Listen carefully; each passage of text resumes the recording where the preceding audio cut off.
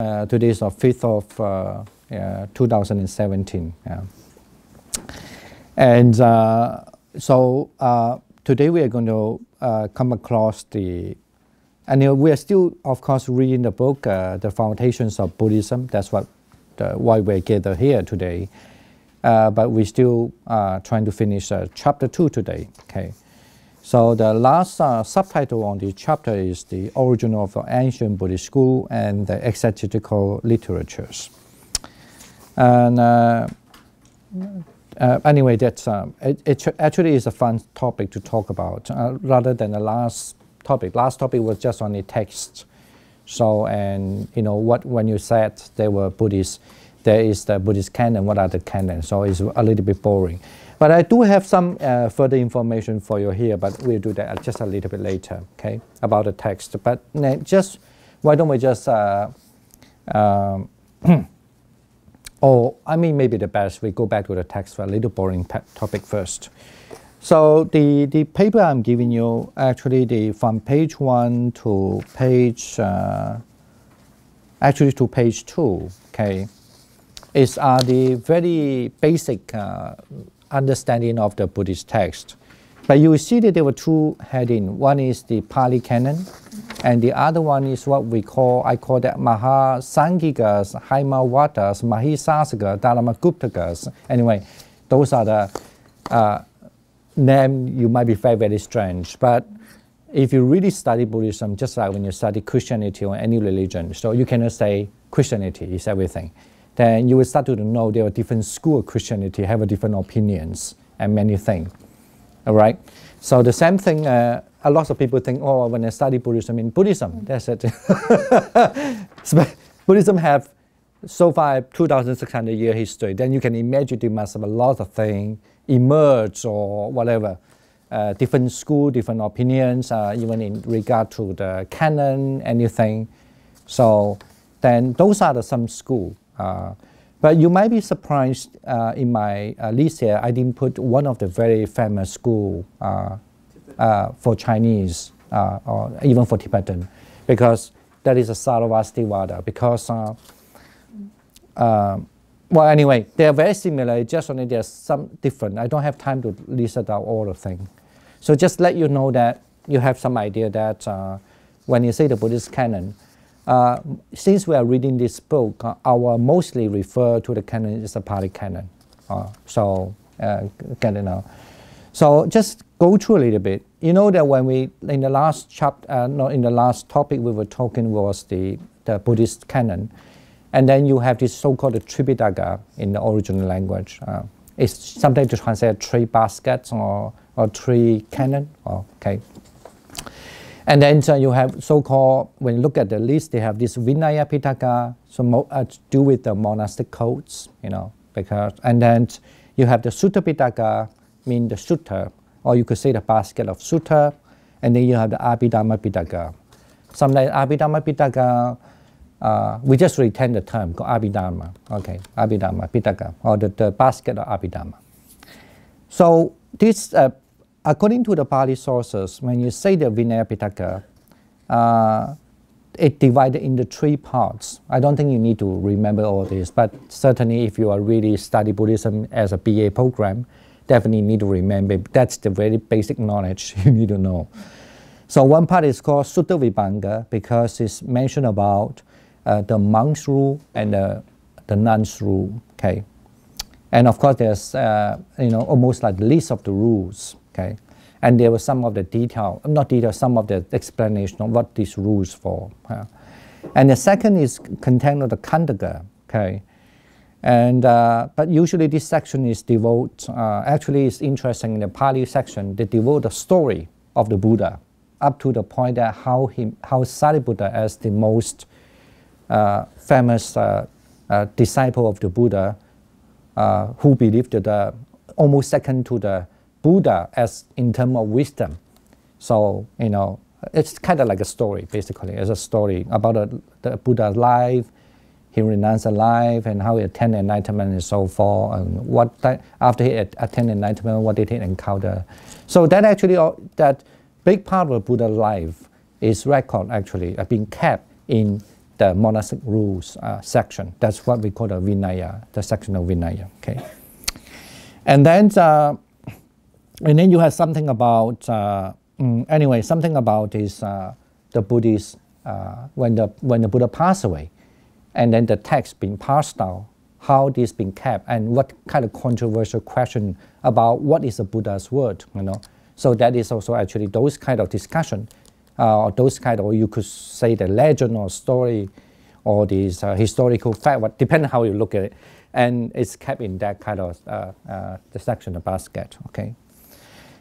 And then the last one is the section is called Parivara. Actually, is mostly is like the answer and question, almost like about the monk's rule and a lot of things, you know. Then they have this answer and question, and how do you deal with it, how you look at it. Okay. Anyway, those are the. It's almost like if you usually we describe that almost like you study the law. So you have the law articles, you have those articles, and then you will discuss how this article comes about and what happened, why this article came, and what kind of people. You know, making the trouble, and so we have this article, and even after we having this article, the problem is not resolved.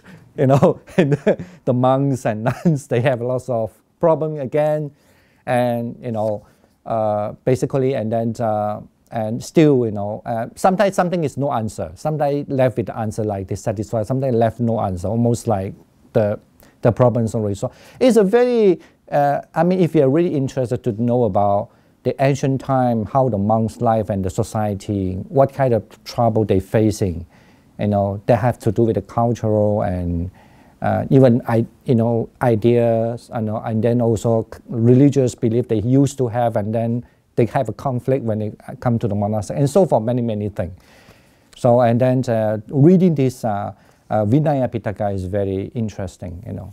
And a lot of very funny story. And if you have a strong imagination, you could imagine a lot of things, and including committed suicide, murdering, and sexuality kind of contacts, content, anything, you know. So, and you know, stealing, you know, cheating, how among some trying to anyway. Depends. You know, when this kind of thing been passed down or been translated or been introduced to China, lots of things were not discussed because Chinese people don't like this kind of issue, right?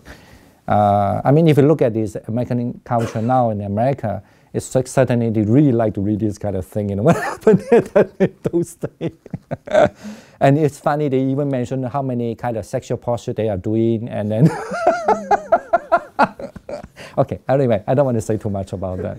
I'm in America now, I'm fine. But if in China, I definitely not going to say anything about this. And they also about, and they even having some problem, the sexual misconduct with non-human, you know. Dead people, no animal, and all sort of thing, you know. Okay, but you have to imagine this actually been recorded. Been kept out, like even though you might question is it true was kept out by 2,600 years ago, but that's definitely true. That means before Christ 300 years. Okay, that definitely is there already. So you could see that Buddhism is very open, with you know, if you are very how to say, very not traditional, very, how to use the word, mean like if you are really very open-minded. Not if you are not open-minded. I mean, this definitely been cut out from long ago, right? Liberal. But it's always. I mean, if you're not very liberal, I'm saying that. So that definitely would be really cut out. But unfortunately, then the image of Buddhism later on become very conservative. But that was not true. Actually, it's very open-minded. From this, I mean, I just want to say. Usually, I remember because I come from different culture. When in the school, I had to study this, and when you are in a place. You have to learn the monastic rules, and you have to learn the. I feel blush because it's a culture different. I feel, what they are talking this? Why you want to mention this? I would just keep my head like that. But the teacher was saying very funny thing, like he's very happy, and I was just like, what did this teacher? Anyway, okay. All right, that is what we say. The Vinaya Pitaka is not just. You consider thinking that, oh, this is just about the monks and nuns rule. That's it. No, actually there are lots of story involved. And definitely that story involved with the practice too, and they will fail with the practice, some they have a different kind of very funny reaction. And some they might have be instructed wrongly, and so they also, definitely the text of Chinese sometimes trying to say that, and they found the right one, and then they get the right one. So there's also practice technique also being instructed even in what we call the Vinaya Pitaka. Okay, understand that? But it's just usually, if you are not Chinese origin, it's difficult to understand. Just usually Chinese don't read that because it's traditionally, in the Chinese culture, they've been told they cannot read this section, the Vinaya Pitaka. That's Chinese, they have that kind of tradition. So I suspect that, as I always say, is because that when they read it, the Chinese people like to criticize the monk. You don't do this, you don't do that, so no. But actually they didn't understand this is just, is to show when those articles actually the more you know, you definitely know that the Buddha was intentionally not having those articles. It's just because of, when the community having a lot of dispute. And then the Buddha definitely need to set down the rules, hoping to solve the problem, but sometimes it doesn't mean the problem really solved too. Some people, they could easily get by in a certain way. They always find there's a root hope, And so if you can have that kind of mind open to look at it, then you can see the spirit of the essence, basically the essence of the Vinaya, what is the purpose of the rules or articles is for. Okay. Anyway, the second part is the most important part, which everybody know. It's called the Sutta Pitaka, right? So it's called the basket of Sutta. And then in Pali, usually we divide it into how many Nikaya? I want to ask somebody, some other people can answer that. I put it here already. Actually, there are 5, right? A, B, C, D, E. So normally we just say that there are 4, but in Pali, usually we conclude that the 5. Last time I did took the book for you to see how big they are. Like there was one Dika Nikaya, the long discourse, contain about 34 suttas. And then Majjhima Nikaya, like a middle length discourse, consists of 152 suttas and so forth. But if you can imagine like a Majjhima Nikaya, as a one Majjhima Nikaya, almost the same content, almost like you have the Old New Testament, something like that. Okay. So, and those are the original texts. Okay. We have that discussion. If you don't, just come for today's class, you could go back to my website and you can listen to the previous class on. We put that on the website. Okay. I will tell you later what is my website if you don't know. And then, so we do have some discussion, but I just give some more information here. Like they have 34 long discourse mean because the sutta, the text is long. And then you have this Majjhima is mean the middle length is not too long and not too short. And then you have the Samyutta, usually Samyutta discourse have 7,762 sutta in altogether. But some are very short because sometimes they don't have to necessarily begin with thus have I heard, But very short, but they're very important because I usually treat this as, depends how people understand it, but my way to interpret it is, in general, when you say the connected discourse, Samyutta Nikaya, it always almost like the essence of the practice, okay? But there's no story, nothing in the beginning and the end. Like what happened with when he met the Buddha, what happened and where, there's nothing, this kind of story so much. More just like the essence of the teachings, For example, if you say you want to practice, say the mindfulness breath, he would just have the list of the breath like that. So for some people read it might feel a little boring, but actually, for those who know, those are like the important dharma, or you could say the teachings items, all there. But in the sutta form, okay, not only just elements, but in the sutta form, in the format of sutta. And then you have this Anguttara Nikaya. I translate it as numerical discourse because that sutta was arranged by number. Like number 1, say Nibbana. Number 1, bad karma, okay, bad action. But let's say number 2, good action and bad action like that, or good friend and bad friend. So all these have been arranged with the number, okay, until number 11. Okay. So, or if you count it, it have about 9,557 sutta. That's why, I mean, for people who study Buddhism, a huge, it's a taunty, I would say, work, because it's really, you need to read, if you're really interested, you want to read everything, you have a lot of read, Okay. And then you have this Khuddaka Nikaya. Actually, Khuddaka Nikaya is just a minor discourse. Actually, it's a kind of collection of the about 15, sometimes say 19. I'm here just put 15 first, of the 15 collection.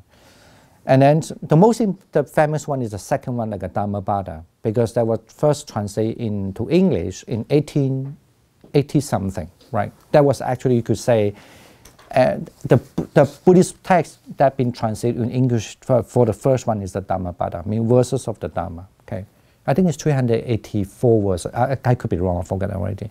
So it is all about the verse.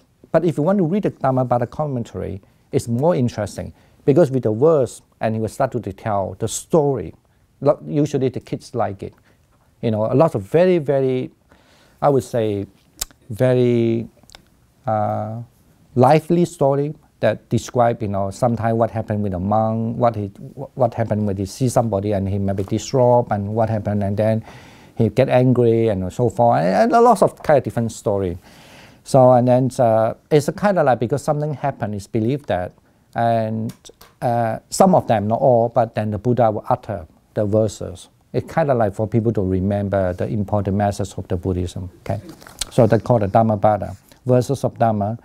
That's one of the famous ones. The other famous one, like number 10, like Jataka, is also the famous one, especially in those Theravada countries, like in Thailand, in Burma, or like in Sri Lanka, because it's they have this kind of Sunday school for the kids. That's why story is one of the things to tell. So they include about more than 100 kind of story about the previous life of the Buddha. So of course there's an argument, some not necessarily the true, but at least, but anyway, that's how general understand. Jataka is mean the previous life of the Buddha, like he was a rabbit, he was very brave, he was a monkey, he know how to get the water, not to be caught by the crocodile, something like that. That kind of story. Of course, a lot of story where he was a merchant, and how he earned the business so that he was successful. He was not just like a normal people, but he know how to take the situation well so that he could earn much money like that. But I think that is sometimes it's not necessarily just because the story about the past life of the Buddha, but it also show, it's kind of like literature to show how at least Buddhists understand a good person is about. Not necessarily they will agree by Chinese, I have to tell you. When you read that, you will know what I mean. Not necessarily. So that's what you can see. It's how in India, at least these people who composed the text believe that was long ago was maybe sometime the Buddha started to talk about my past life was a monkey. I don't know whether it's true, but anyway. So and they believe that was the case. And then so some story, because if you do a lot of comparative study, you'll find they have some of the, even in India, along India, different area they omit certain lie. It's kind of like culturally they may not necessarily accept it, something like that. Anyway, it's a huge study. We're going to study that is the kind of literature depict the culturally how people understand it. Okay, you could say put in the Buddhist value. Like a lot of people think that Buddhism think businessman is the what you call a dirty man, right? at least this when I was a kid. Even though I was not brought from a Buddhist family, but this is how we think. And then we are businessmen too, and and we were businessmen. My parents doing business later on. Something like that. It's like but then you see actually the story. Lots of story was about a successful businessman. Of course, believe that he was previous Buddha, and he was know how to sell the thing good. And then he could sell the thing good, and then he got the money, and then he buys some other thing and sell to other people too, like that. So I want to say that's because sometimes when I am in in the Chinese circle, you could see some people interpret the Buddhism, but I can understand that's maybe from the based on the Chinese philosophy, Confucianism, or I don't know exactly whether it's true from Confucianism, you know what I mean, come from it, and they interpret what the Buddhism thing in that way. But that, if you look at the Jataka from Jataka, not necessarily something to depict in the same thing. Okay, almost like the Buddha thinking that if you know what time you definitely use your mind, use your brain, you are not harming others, but you are doing the thing that allowed by the law at that time, you could successfully to do it. You are a smart guy. It's actually to show you will have a potential to become a Buddha. You know what I mean. But anyway, sometimes go back and read, you will know what I mean. There are lots of things you'll be shocking. You know, from a Chinese ethical way, really, it's doing good thing, you know. All right, and those are, and of course, some of the text is very famous in the country that use Pali, like Vimanavatu, Bedavatu. It's the number 6 and number 7, but that's actually these two texts were not translated into Chinese. But like, story about the divine being, how they do the good thing and they become heavenly being, and for them they really love it. And a lot of this kind of story, because they do the good offering, because they were observing the sila, that means the precepts, because they were what, and then they were born to the heaven, beautiful life, like that, There was a book dedicated to that. And there's another book which is contrary to that, is that because they do something bad, they have anger, holding anger all the time and so forth, so they become these ghosts, kind of like that. So it's like a ghost story, but it's not a horrible one, but it's just, about that. But here I translated the departed one. I don't want to say ghost. So, and then they will suffer when they become a ghost like that. What kind of suffering they were, okay. Those are actually very popular in in Thailand, those countries, but not in the Chinese, okay. Even though Chinese people like to talk about ghosts, but they don't have this text to talk about anyway, to say. And you have also number 14, which is actually mostly only those that was written by the monk, 14 and 15. The Buddha once and Jariya Pitaka, those actually was about the life of the Buddha, okay. Is the life of the Buddha. And those are actually, all these texts, 15 of them, sometimes we say 19 of them, but here I will follow the Sri Lanka tradition saying, so 15 of them, so they, because in Burmese we say 19 of them, okay, but in the Sri Lanka with 15 of them, and these actually been included into one of the big basket called the Kutaka basket or the minor basket, okay. Just know in the Pali, when you say you have three Pitaka, I mean the three basket, then you have three in the Sutta group, so you have 5 of them, okay. The long, the middle, somebody could say short, but it's a connected one because it's a short one, but it was arranged according to the topics, okay. And then the number 4 is with the number, numerical one. And the 5th one is just like collection of different sources, almost like scatter one and they put it one into individual books like that. Okay. And the 3rd one is what we are going to talk a little bit later, is the Abhidhamma Pitaka, the 3rd basket. And you have all these texts here called Dhamma Sangini, Vipanga, Dhatu Kata, Pukkala Panyati, Kata Vatu. But if you don't know what are they, but you could more or less understand this is a huge discussion about a personality. Why this person get angry easily? Why that person don't get angry easily? And why that person have this degree angry? Why that person don't have that degree angry? All sort of this, almost like the mental analysis. Okay, and before that you need to learn how many kind of person are they, and then of course, generally you must understand in Buddhist understanding, recognize you have the normal people. And on these normal people, what kind of mental state they could have. And then you have the people who become sand, and what kind of mental state they have been removed, but still what kind of mental state they still left, right? And the same we have what we call the Sotapanna, Sakadagami, Anagami, and they have a different name of the sand at different levels. And when they are at that level, what kind of thing they remove and solve. And those are something like that, this kind. And also, how they remove, what kind of practice they do, and so forth. It's all about, you could say, very, very systematical of analyzing the practice, or you could say very systematical, mostly on a psychological aspect. I'm not joking. If you don't believe 5 of these texts, even online, you read few passages, if you can understand, you will be very lucky. But you will find actually are much more complicated than now psychology also. And this is also the most difficult part when you study Buddhism in general. But still, traditionally, if you don't read the sutta first to study that, you always have a lot of problem too. So that's why we always encourage to read the Pitaka of sutta first. Okay, the second one, the Sutta Pitaka. Okay. All right, and then the page 2. So it's just additional thing for you. The page 2 is from different schools. They also have the Tripitaka. But the name I put that is in Sanskrit, not in Pali. Tirika Agama, Madhya Agama. Actually, Agama is a word I also explained last time already. I mean, you could, in Malay language, for example, it means religion, or Indonesian language, Agama means religion. But originally also, it could be mean text, it could be mean religion as well. Okay. So anyway, you also have the long, middle, and then you have the samyukta. But basically, samyukta have a very similar meaning, means according to the situation being arranged. Okay. And then you have the akuttara, mean 正一阿含 in Chinese, mean you always, akuttara mean you always add one more.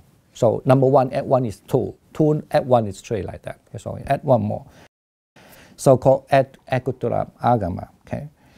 And I think I don't need to explain, because I just want to let you know when I put the number T, number 1, I mean for Chinese especially, you have this Tripitaka over here. Just to give you some understanding why you would put this.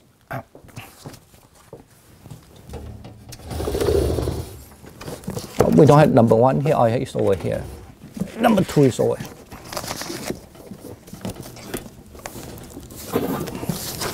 For example, you will see this in Chinese, of course, unfortunately, unless you read Chinese.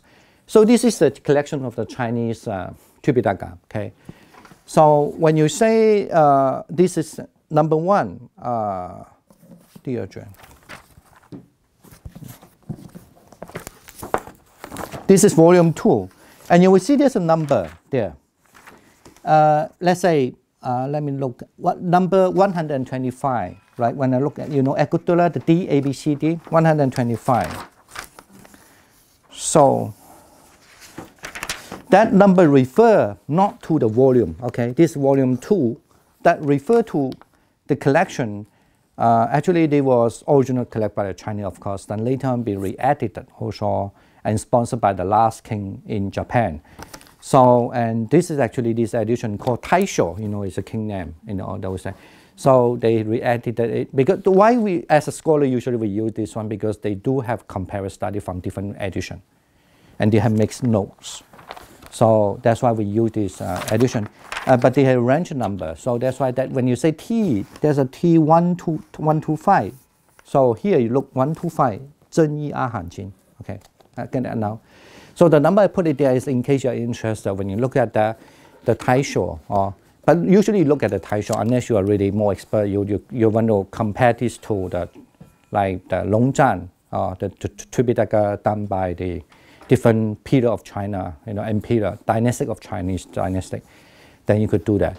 But normally, you do the compare, because here they have a lot of comparative study already. You get it now? Just have a look. So when the number there, you could see, but the Chinese one, of course, have a lot of interesting collection.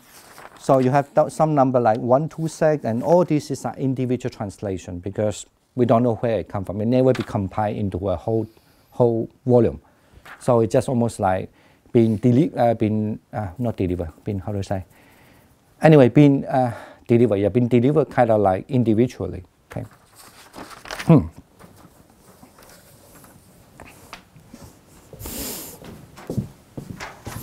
You imagine, that is actually just only the Agama. There are 2 of them. And this one, and when you look at the Chinese, this big, this thick, I think this definitely more than about 3 sizes of the Bible already. Because the Chinese characters are very small and they divide into 3 lines, okay, 1 pages.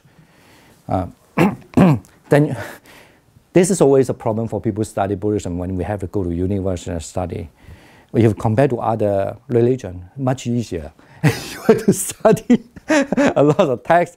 And also one of the big problem I always tell people, if you want to go to study in university for Buddhism, you must really prepare. Because sometimes we just want to finish our education. And when you look at other people, what? You just read that, we have to read so many things. And besides that, you have to read so many different languages also, So if you can. All right, what else I need to say? The Vinaya Pitaka, I don't need to explain now because it's very complicated for you. Just want to tell you, even though the monastic codes groups, the basket for the monastic groups same, are very similar. I won't say the same, are very similar, but then actually the way they arrange is different, okay? Just want to have, you have the idea. Don't expect when you learn the Pali section is like that, and then when you look at some other school which only translate into Chinese or in Tibetan, then you thought they might have the same structure. They don't have the same structure. They might have a same story, but they have been arranged in a different structure, okay? So, and those are detailed studies, just in case you were interested, and you can read through it, okay? If you have a question, you can ask me always. And the third one is Abhidhamma. The Abhidhamma was just mentioned about mostly about the psychology, about the practices, the items of the psychology. And here, the Abhidhamma texts are very different, okay? You could say different school, like the Pali school, and this few of the school. And this one, the Abhidhamma I put here, is only belong to kind of like believed by the Sarasvati school. And this Abhidhamma text, the name is different, the structure is completely different, okay? You could say that when you say there was a Tripitaka in Buddhist canon, that means the Buddhist canon consists of three baskets. The Abhidhamma basket, they mean highly relate to the material and the mental, highly discuss about the mental and the physical, about human, a person. And these Abhidhamma texts are very different from each school to other school. Okay. Why I want to mention that this is why we come to this section. So it has, some people suspect what is really different between the school and other school. You could see that from them are different because based on the Abhidhamma text. Okay. And then, but of course, we will have more understanding when we come to a later chapter 8 like that later. Okay, now the next page is about the 10 controversial points. I'm not going to read that now because we will talk that topic while we're reading this. Okay, am I right that we start page 49, right? Mm-hmm. Under the section Origin of Ancient Buddhist School and their Exegetical Literature, right? You don't have the book with you, so are you? Oh yeah, good. You have the copy. All right. Mm.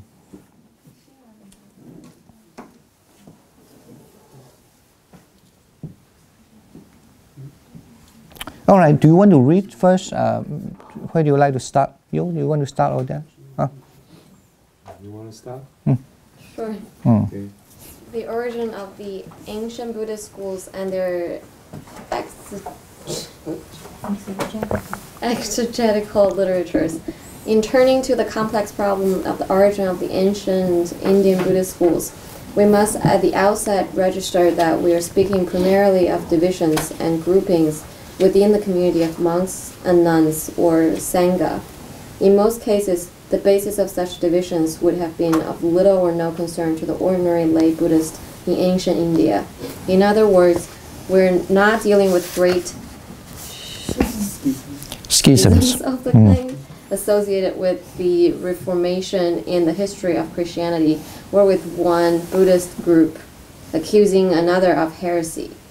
In order to understand the processes at work here, it is necessary first to consider the notion of formal division in the Sangha from the legal perspective of the Buddhist monastic code encapsulated in the Vinaya. Okay, thank you. Yeah, could you read it? Okay.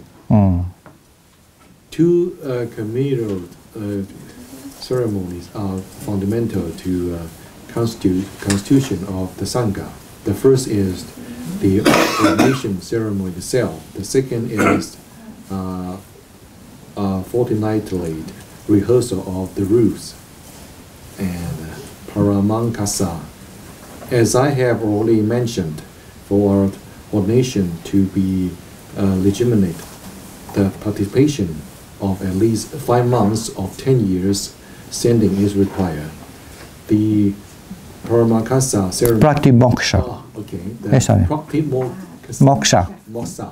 ceremony involved the gathering together, or the members of the Sangha is given locally in order to recite the rule and confess any breaches. A valid ceremony requires a quorum of at least 4 months. Since both valid ordination and Pratimoksha ceremony are thus essential for any group of monks claimed to be monks, it follows that even in the short term, only a schematic group that include at least 4 monks is partly is visible. Viable. For a schematic group to be viable in the long term, it must include 5 senior monks in the parties.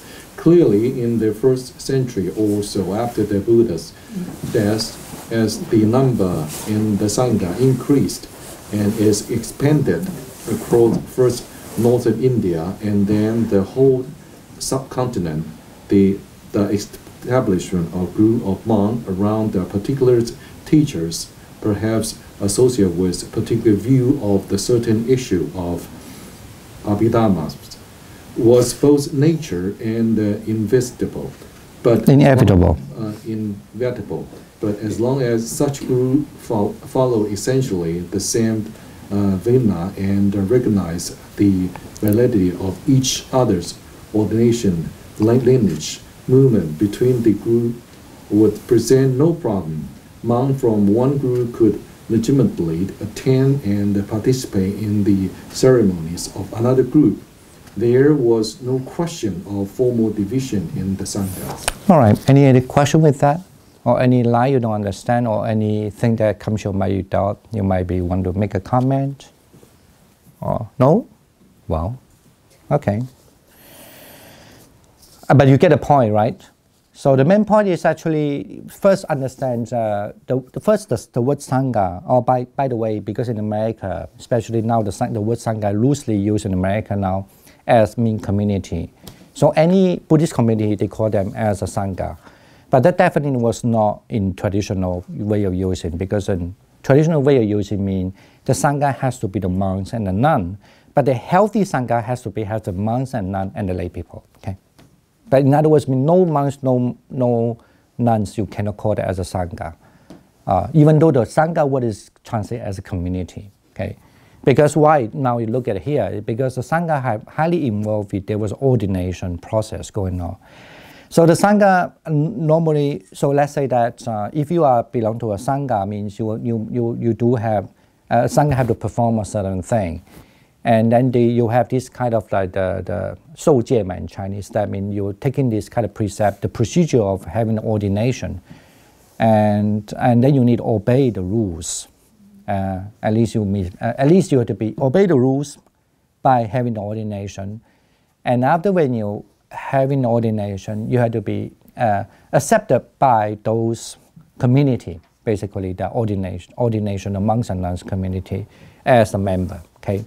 So that's mean by the Sangha. But that's nothing to do with, because I believe in, for example, I might be the monk, but then I may be like this idea about the Buddha, that I want to be a Buddha. And some say, no, I don't want to be Buddha, I just want to be the enlightened, like Arahant.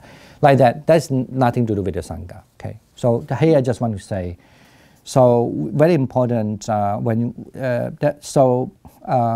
it has nothing to do with the norms of the persons, but then as when you say the persons belong to a Sangha. Okay. Yes. So are Sanghas usually like only males or only females, or are they usually co-op? No, it can be male. So that's why you have the male Sangha. If you want to say a modern term, when you use a Sangha, You know, I think that has to do with the history of Buddhism. In the old day, at first we have the male Sangha first, right? It was not until I think it was quite late, definitely after the Buddha enlightenment, more than 25 years. So that means when the Buddha was 55 years old, maybe about 60 years old, then the Buddha passed away about 85 years old. So the female Sangha started. I think it's maybe after 60 years old, if I was not wrong. After he's 60 years old, and then the female Sangha started, right? And then definitely then you have the male and female Sangha. Well, but that's called Sangha. But also Sangha have two meanings. Have few meanings. But generally Sangha is meaning community. But it's almost like, you know, when you have a university. The main thing, of course, you must have the student as component of a university. But you don't consider that as the main component in a way, right? You're only thinking about who is the teacher, who could be like doing the administration work of the university as a staff, and then those who are the professors who are teaching in the university as a member of the university. You know what I'm saying, right? But the healthy, so-called the healthy Sangha, mean the complete Sangha, then you will have the so-called the lay persons. Yeah. Yes, okay. I'm asking because I think in China I've heard of the Sangha. Female only, like Ni Gu An or something. Oh no. Ni Gu actually no. The word for the ordained monk is called bhikkhu, bhikshu in Sanskrit. You bhikkhu. That's how Chinese translate. But the ordained nun in Pali is called bhikkhuni. But in the Sanskrit, or you could say how the Chinese influence was bhikshuni. So and Chinese translate bhikkshuni. And because of Chinese translate bhikkshuni, ni is indicate as a woman, right? Because the bhikshuni original, like, you know, if you look at the Sanskrit, bhikkhu, bhikkhuni, right? Because of the ni, so the indicate is a female. So then the Chinese use the ni as ni shi. They don't act like you call li gu. It might be the word ni gu is have to do with in the certain part of China. It still is a respect form to call somebody like gu gu, you know, like you're my sister, like gu gu. I don't know you, but I respect you, so I call you gu gu like that. So they put ni gu, but then some people also say this is not very good, so I just call ni shi in recent time. I don't know that. I'm not in that area, you know. But I just want to say ni gu is become like a colloquial form to address, you know, the nun, you know, the Buddhist nun. Okay. So like I think in China a lot of them are like single sex only, like only males or only females. What do you mean by only male and female? Well, like in a sangha or in a temple, it's all male or all female. No, I think that is wrong. Are you talking about the only usually that's the only? But actually no, I think she's a little bit right too. Originally, according to monks' regulation, the community, if that's a monk community, you can have a female nuns there. And if there's a female nuns community, you can have the monks there. It is China later on started to, but even China, a lot of places still have a very strict rule. They don't, when these communities belong to like a monk, a bhikkhu, then they don't have a bhikkhuni stay there. According to regulation, actually it's like that. But in Taiwan, for somehow reason, there was some research saying that, especially in Taiwan, later on, it was highly influenced by the Japan understanding of the Buddhism too. So you know that, I'm sure in Taiwan, but I think people here, lots of people here from Taiwan, so they didn't know. Look at in the history is because Taiwan, they actually have lots of Buddhist ideas, some partly influenced by Japan too. So that's why they allow the community have the monks and nuns stay together, you see. So in India and Sri Lanka, like Southeast Asia? No way, there's no way. No, it's not impossible they will stay together, no way. No way. Because it's definitely a taboo. It's a taboo, very, very strong taboo. If you say, but if they would do, they might have in a compound, say that they have a monk and nun stay, definitely they have a really, really borderline, and they have a fan. This is a nun place, no coming, you know. No, it's very, very big thing, you know. It's culture very different, yeah. Okay, all right. All right, so now let's, how do we go? I think we go that way, yeah, okay. So. One should note here, not holding a particular opinion or view on any matter, let alone on the moot point of Abhidhamma philosophy, cannot be grounds for expulsion from the Sangha. Okay. The grounds for expulsion. Do you want to stop or keep on? No. Did I say anything? Oh, I said something. The grounds for expulsion from the Sangha are sexual intercourse, taking what is not given, intentional killing of a human being, and falsely claiming spiritual attainments.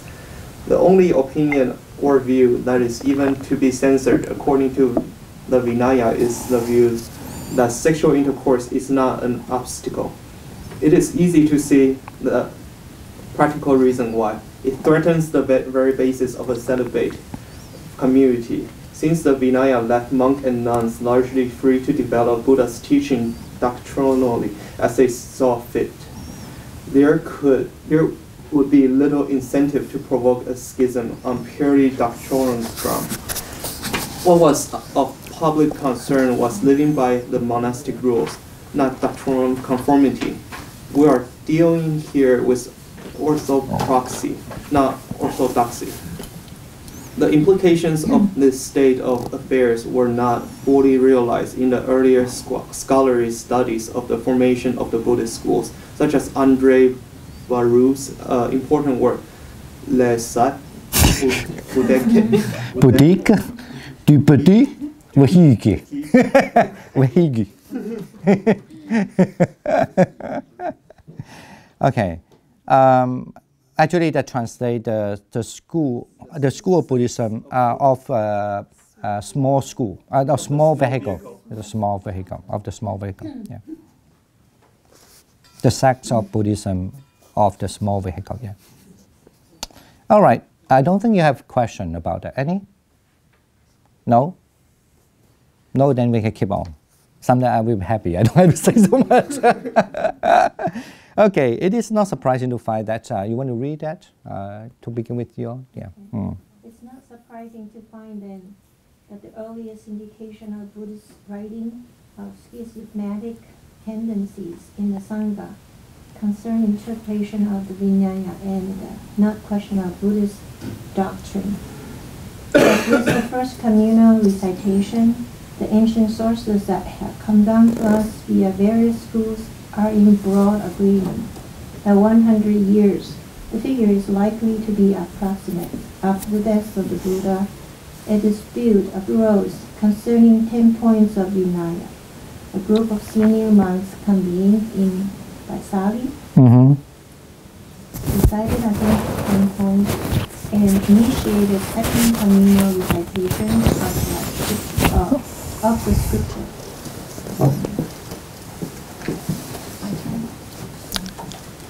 The traditions preserved in the ancient sources concerning the Buddhist councils and the division of the Sangha into its various schools are complex and inconsistent.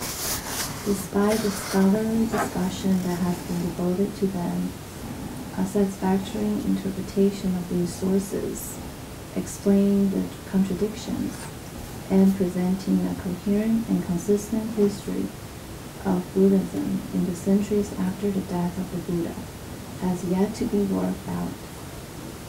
It seems clear that at some point after the Vaisali, the primitive Sangha formally divided into two parties, each of which thenceforth had its own ordination traditions.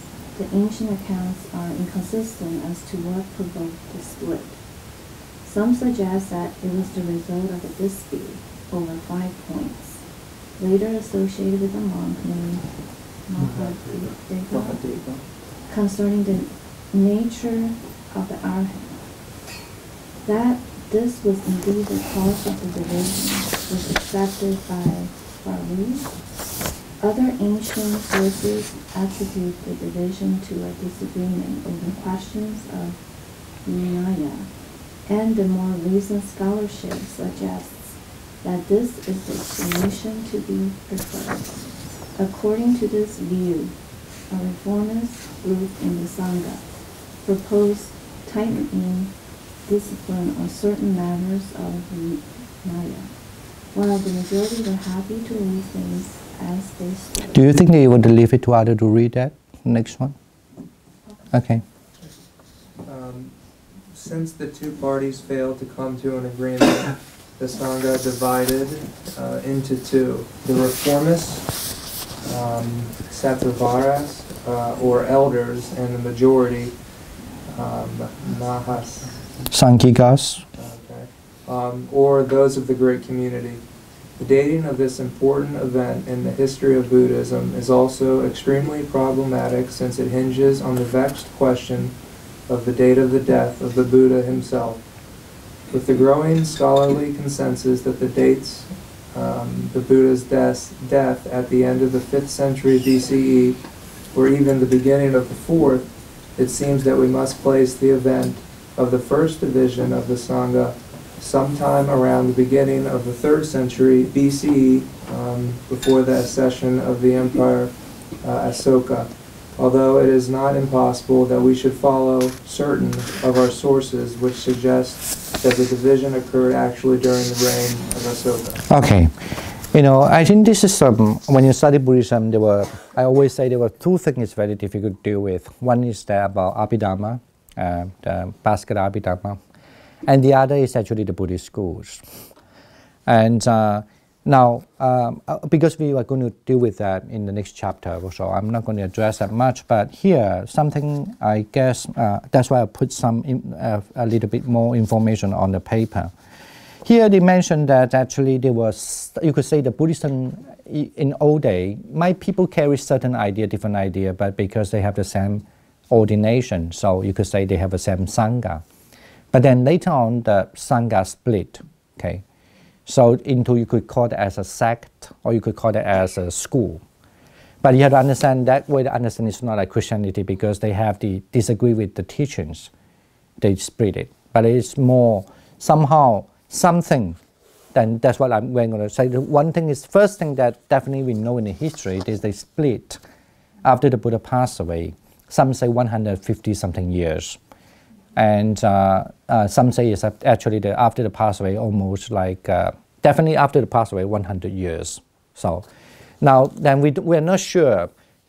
Now it's almost, because their book when written was about, almost 10 years now. But now we also have some archaeological evidence. So we are much more close to sure when the Buddha was born. But in those days, we still have an argument about when the Buddha was born. So it's a way to date it, because the record is always telling you, after the Buddha passed away, how long and this thing happened, right? Then you need to find when the Buddha passed away. In other words, then of course, then you somehow can calculate and when the Buddha was born too, right, like that. So the calculation is usually we have few terms of it. One say that the Buddha actually was passed away as 620 something. Before Christ, okay. Some say it's about the 400 something. Some say it's 500 something. So you have 600 something, 500 something, and 400 something, something like that. But then now looks like the archaeology was agreed that it's 600 something, okay. Even though the Chinese sources especially kind of like have the intention thinking it's 500 something, okay. But the 600 something is more like the Pali sources, then 400 something is more like the scholarly study based on the text. But archaeology kind of like evidence says it must be the 600 something. Anyway, so there's a debate between that. Now, the first split of because why it's crucially important, as I mentioned, the split also not the Sangha not only split, it's later on not, it was just because of splitting. And they have a lot of, something happened for them to split and the result will become different, okay. One of the different is that Abhidhamma text is different,